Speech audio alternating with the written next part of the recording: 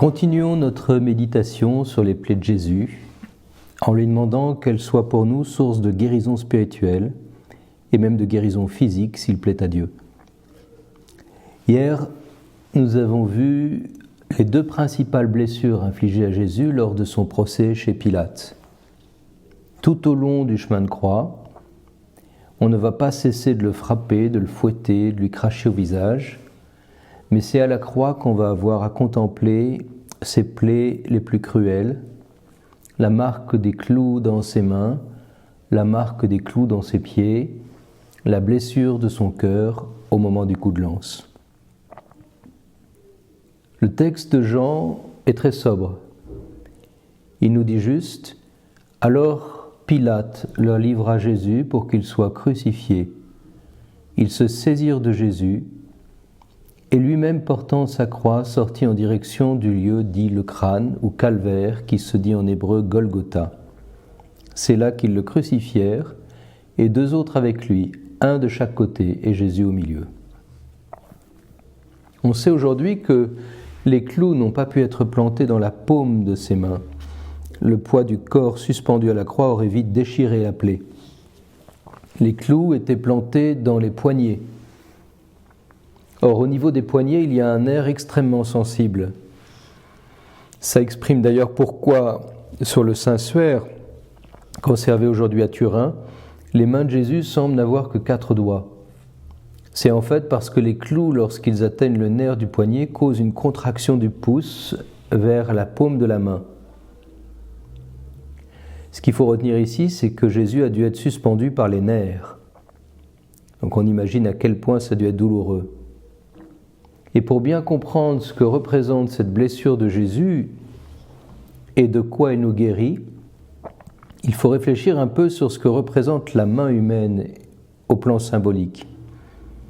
Alors on n'a pas le temps d'exposer en détail tout ce qu'on pourrait dire sur la main humaine, mais je voudrais faire au moins 2 ou 3 remarques.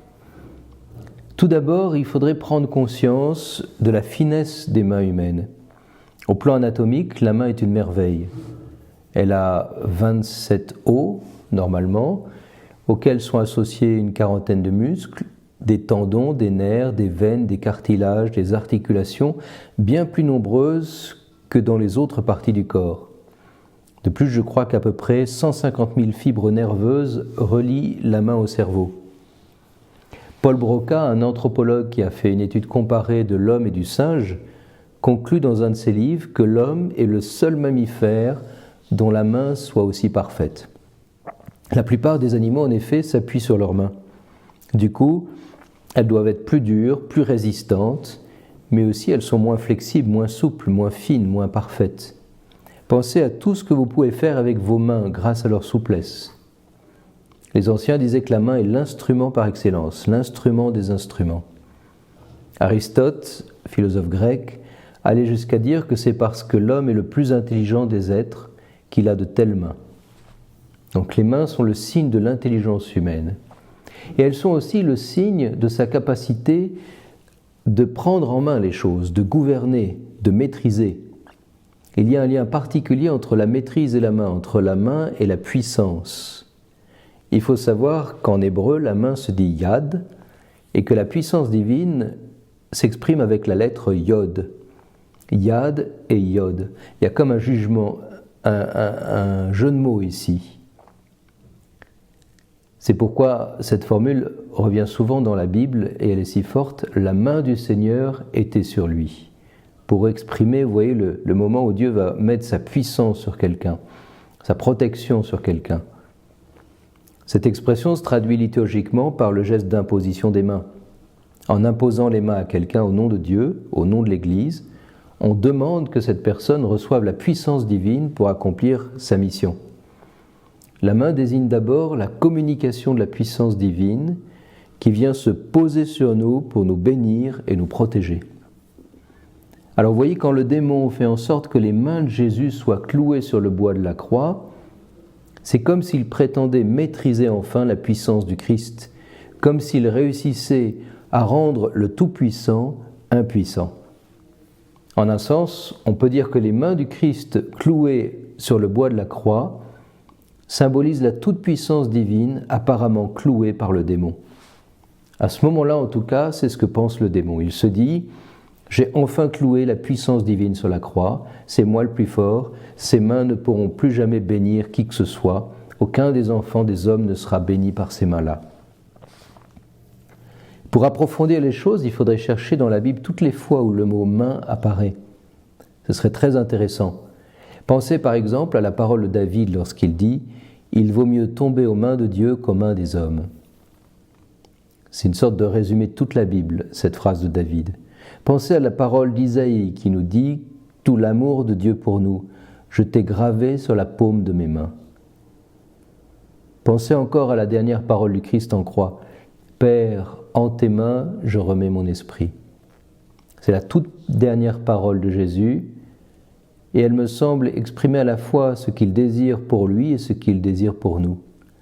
Jésus remet son âme à son Père, son esprit à son Père, et en même temps il nous présente tous au Père. En se remettant lui-même en notre nom au Père, il nous remet tous dans les mains du Père. Il accepte d'être cloué sur le bois de la croix, pour nous remettre dans les mains de son Père. Par ses blessures, nous sommes guéris. Par la blessure de ses mains, nous sommes remis dans les mains de Dieu. Et la main de Dieu nous délivre des mains des hommes. Il vaut mieux tomber aux mains de Dieu qu'aux mains des hommes. Tel est finalement tout le message des Écritures. Caïn, à l'origine, avait tué son frère Abel de ses propres mains, et le sang et la violence se sont répandus par contagion sur toute la terre. Mais voici que Jésus est devenu notre frère et notre gardien. Il nous a remis entre les mains du Père, et il nous a ainsi libérés de la peur de la violence. Car personne n'arrachera un seul d'entre nous de la main du Père. Comme le prophétisait déjà Zacharie, le père de Jean-Baptiste, au tout début de l'Évangile selon saint Luc, Dieu nous arrache à la main de tous nos oppresseurs.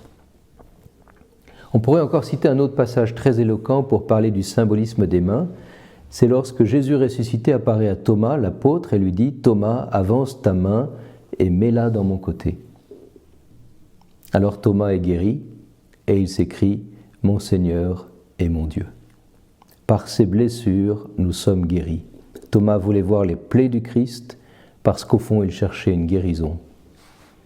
Et je crois que la grâce à demander en méditant sur la plaie des mains de Jésus, c'est de pouvoir nous abandonner totalement entre les mains du Père, de ne plus craindre Dieu, de pouvoir dire en vérité « Père, en tes mains, je remets mon esprit ». N'attendons pas notre mort pour dire cette parole au Seigneur.